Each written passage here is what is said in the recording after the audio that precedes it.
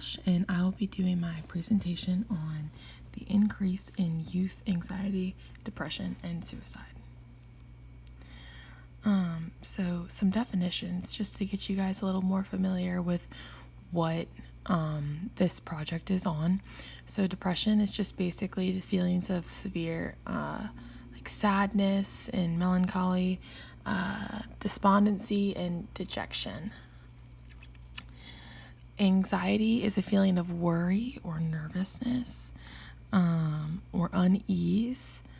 It's typically about an event or something with an uncertain outcome.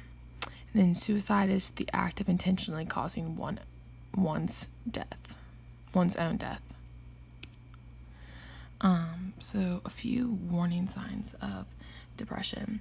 So feelings of sadness, emptiness, hopelessness, restlessness, and lack of energy. Outbursts of anger, irritability, frustration, agitation, and anxiety. Loss of interest in once enjoyable activities, so like things that you used to find pleasure in, maybe like now you don't. Sleep disturbances, either sleeping way too much, not sleeping enough, reduction in appetite. I also know that you could have an increase in appetite as well. It really just depends on how you cope with things, because some people cope by eating their feelings and some people cope by not eating at all. So some signs and some symptoms of anxiety. Feeling nervousness, restlessness, feeling tense, having a sense of impending danger or panic, just like thinking that something bad could go wrong right now, and you could get hurt, or a terrible thing could just happen. Experiencing an increase in heart rate, hyperventilating, maybe excess sweating, maybe trembling, feeling weak or exhausted, anticipating the worst, and irritability. Some warning signs of suicide.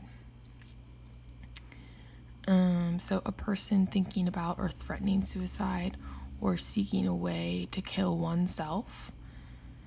Increased substance abuse, maybe drinking too much or smoking too much, or maybe getting involved in other harder drugs. Feelings of being trapped, anxious, feel like you're hopeless, you're worthless, your life has no purpose. Social isolation, withdrawing from activities, from people, wanting to be alone all the time. Expressing unusual mood changes, so maybe like going from extremely sad to happy to angry just quickly. So student depression is on the rise. Here's some statistics about how depression has increased rapidly for teenagers. 12 to 17 years old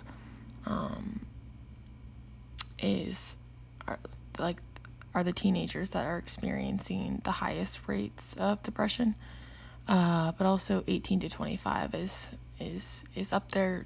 It's up there as well. So it says, an analysis of a federal survey shows increasing rates of teen and young adult respondents reporting a major depressive episode in the last 12 months. Rates have stayed more consistent among older adults, because the older adults haven't really seen an increase or decrease. It's been pretty constant.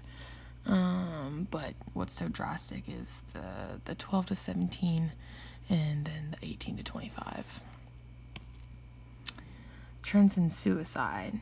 And suicide has also increased pretty rapidly for 15 to 19-year-olds. This is where we're at now. This is 2016, and it's still continuing to go up. pretty drastically.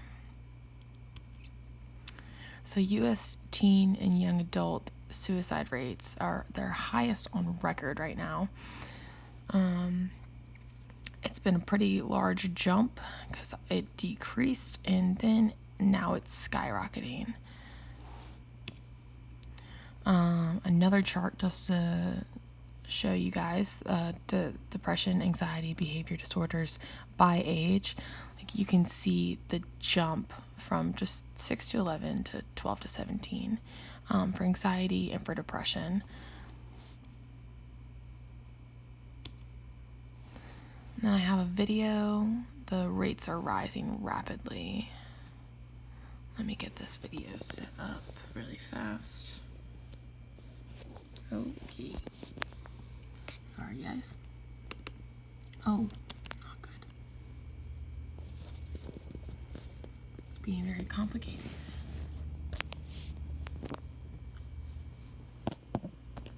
Okay, I'm just gonna put you down really fast while I get this set up.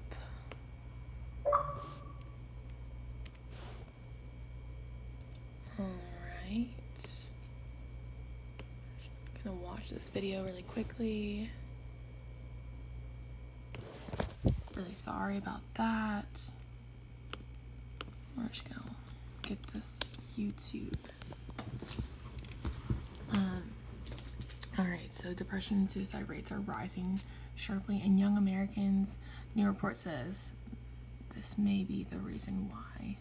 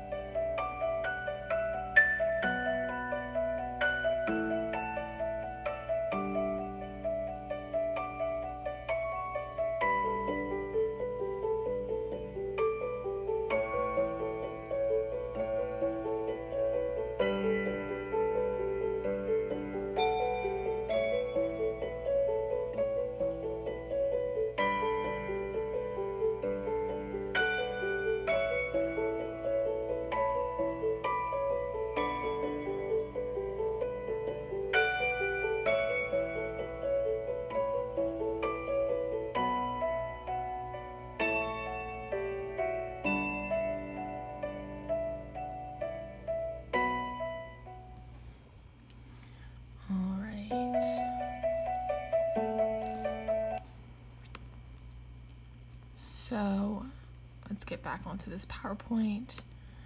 And we'll just keep it going. So some statistics that I pulled from some resources. Just between 2009 and 2017, rates of depression among kids ages 14 to 17 increased by more than 60%. The study found the increases were nearly as steep among those ages 12 to 13 and 18 to 21. Rates roughly doubled among those ages.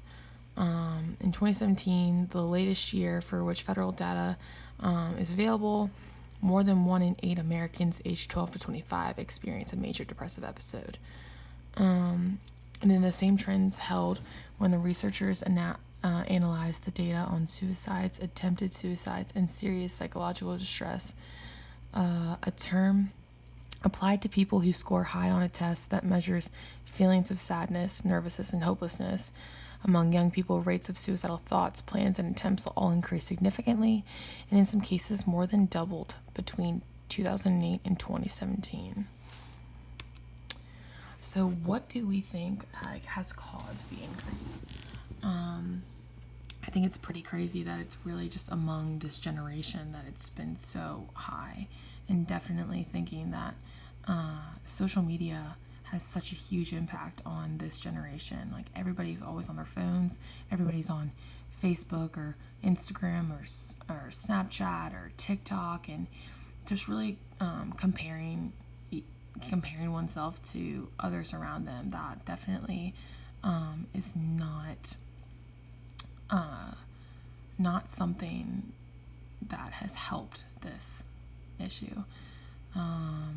Gaming, like playing video games, I feel like those games that are really vulgar and like scary games definitely doesn't help. The ones of like killing people, because then that could leave room for like fantasizing about killing oneself or killing somebody else.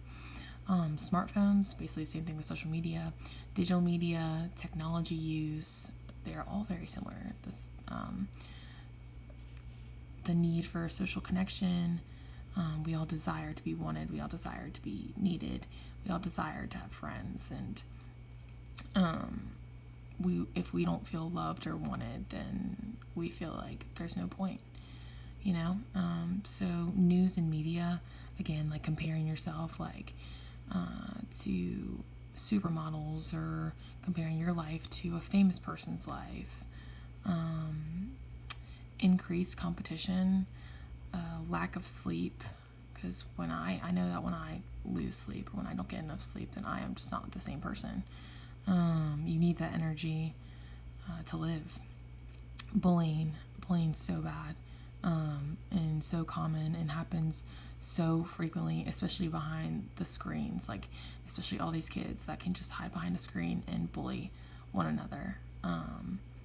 And multiple of these factors could come together and be the cause of this increase. Basically, just like I said, so like texting, Snapchat, like bullying, just phones, and disliking, and just all the things that we talked about, really just the social media, and I think this picture just describes it perfectly. So how to treat this increase? So it depends on the severity. Talking about it is definitely helpful. Seeking therapy, seeking counseling. Medication can also help. SSRIs, antidepressants, anxiety medication. Encourage communication with the youth. Talk to them about how they're feeling. Check in on them. Reach out. Physical activity definitely helps increasing your metabolism, and it decreases stress when you're active. Adjusting sleep patterns, getting 7 to 8 hours of sleep every single night, making that a priority in life. And these are my references. And that is my presentation on the increase of youth anxiety, depression, and suicide.